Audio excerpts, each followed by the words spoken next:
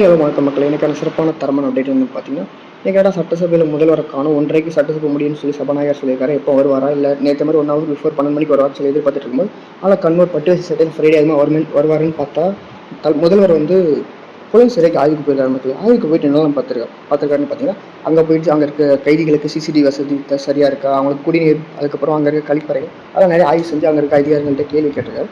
இன்னைக்கு திமுக எம்எல்ஏ சட்டமன்றத்தில் பேசிட்டு இருக்கும்போது, எதுக்கு எல்லா எம்எல்ஏக்கும் கார் கொடுக்குறீங்க, தேவைப்படுறவங்க மட்டும் வாங்கிக்கலாம்ல, எதுக்கு கார் கொடுத்து மக்களுக்கு அந்த காசு வேறு ஏதாச்சும் பண்ணலாமா, அந்த மாதிரி நிறைய பேசும்போது எதிர்வரிசையில் இருந்த அதாவது அமைச்சர்கள் செங்கோட்டையன் வந்து ஃபஸ்ட் என்ன சொன்னார்னு பார்த்தீங்கன்னா, நீங்கள் 24 கோடிக்கு வந்து கார் ரேஸ் பண்ணுற மாதிரி தெரியல அப்படின்னு சொல்லி சொன்னார். அதுக்கு உதயநிதி அப்போசிஷன் லீடர் வந்து என்ன சொன்னார்னா, இது வந்து கோர்ட்டே சொல்லியிருக்கு, நீங்கள் வந்து ஒரு ஏஷியன் கேமை தடை பண்ண முடியாது அப்படின்னு சொல்லி அவங்களை கேள்வி எழுப்பியிருக்கு அப்படின்னு சொல்லி சொன்னபோது, சிடிஆர் நிர்மல்குமார் அமைச்சர் அவர் என்ன சொன்னார்னு பார்த்தீங்கன்னா, நீங்கள் வந்து 5 கார் வச்சிருக்கேன் 10 கார் வச்சிருக்கீங்களா சொல்கிறீங்க, ஆனால் கார் இல்லாதவங்களுக்கு தான் அந்த ஒரு கஷ்டம் தெரியுது. ஆனால் கார் வந்து எல்லா அமைச்சர்கள் எல்லா எம்எல்ஏகளுக்குலாம் பார்த்தீங்கன்னா தேவையில்லை, பட் தேவை இருக்கவங்க மட்டும் வாங்கிப்பாங்க அப்படின்னு தான் சொல்லியிருக்காரு.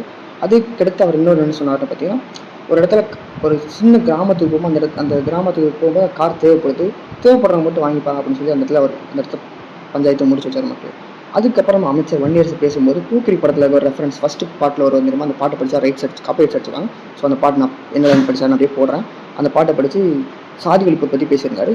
அதுக்கப்புறம் இன்றைக்கி அவரோட மாணிக்க கோரிக்கைகள் இருந்துச்சு, அவர் நல்லா பேசினார். வழக்கம் போல் அமைச்சர் வன்னியரசு தரமாக பேசினார். எம்எல்ஏகளுக்கு கார் கொடுக்குறத ஒட்டி அருண்ராஜ் ஐஆர்எஸ் வந்து அவரோட கருத்து என்னன்னு சொல்லியிருந்தாருன்னு பார்த்தீங்கன்னா, உங்கள் அப்பாவுக்கு சிலை வைக்கும்போது தெரிலையா, 42 கோடிக்கு மேலே சிலை வைக்கிறது பிளான் பண்ணிங்கன்னா அப்போ உங்களுக்கு தெரியல, அந்த சிலையை சீமான் உடப்பார், அதுக்கப்புறம் அந்த திட்டம் கைவிடப்பட்டுச்சு, அதெல்லாம் அது வேறு கதை.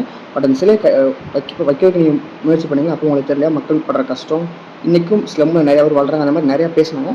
இதான் மக்களை ஓவர் வியூ ஆஃப் த சட்டமன்றம். இன்னைக்கு சட்டமன்றத்தில் எக்ஸாம் நடந்துச்சு. நீங்கள் என்ன நினைக்கிறீங்க? சட்டமன்றம் நீங்கள் எப்படி போகுது? சட்டமன்றத்தில் தேவையில்லாத நிறையா பேசுகிறாங்க அப்படிங்கிற மாதிரி நிறையா கருத்துக்கள்லாம் வருது. நீங்கள் எப்படி நினைக்கிறீங்க? சட்டமன்றத்தை 15 மினிட்ஸ் லேட்டாக டிலேவாக வரப்போகிறாங்க. ஏன்னா நிறையா அவைக்குறிப்பில் நீக்கிறதான் ரீல்ஸ் நிறைய ட்ரெண்ட் ஆகுது. அவங்களுக்கு தேவையில்லாத பிரச்சனை ஆகுது டிஎம்கேக்கும் டிவிகே சைட்லையும். நீங்கள் எதை பற்றி நினைக்கிறீங்கன்னு கமெண்ட் சொல்ல நானும் பார்த்து தெரிஞ்சுக்கிறேன். மறக்காமல் சப்ஸ்கிரைப் பண்ணி இந்த லைக் பட்டன் தட்டி விட்டுருங்க மக்களே. பாய்.